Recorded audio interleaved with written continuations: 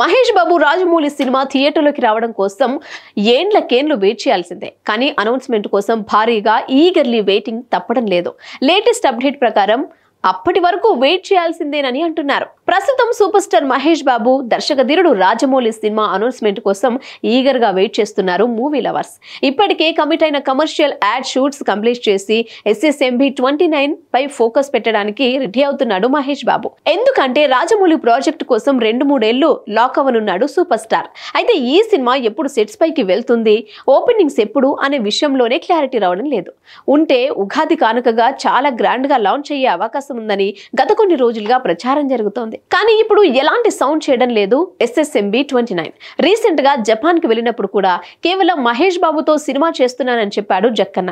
దీంతో ఈ ప్రాజెక్టు కోసం ఇంకెన్ని రోజులు వెయిట్ చేయాలో మహేష్ ఫ్యాన్స్ కు అర్థం కాకుండా ఉంది. అయితే ఉగాదికి ఈ బిగ్గెస్ట్ అనౌన్స్మెంట్ మిస్ అయితే మాత్రం మహేష్ బాబు పుట్టినరోజు వరకు ఆగాల్సిందేనని అంటున్నారు. ఆగస్టు 9న మహేష్ బాబు బర్త్డే ఉంది. అదే రోజు ఈ సినిమాను అధికారికంగా ప్రకటించే ఛాన్స్ ఉందంటున్నారు. ప్రస్తుతానికైతే రాజమౌళి ప్రీ ప్రొడక్షన్ వర్క్స్ తో బిజీగా ఉన్నాడు. ఈ సినిమా కోసం మహేష్ బాబుకు సంబంధించి మొత్తం 8 లుక్స్ రెడీ చేశారట. అందులో ఒకటి రాజమౌళి ఫైనల్ చేస్తున్నాడని తెలుస్తోంది.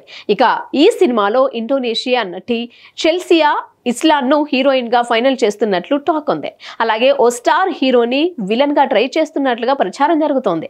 ఏది ఏమైనా రాజమౌళి చెప్పే వరకు SSMB 29 గురించి ఇలాంటి ప్రచారం జరుగుతూనే ఉంటుంది.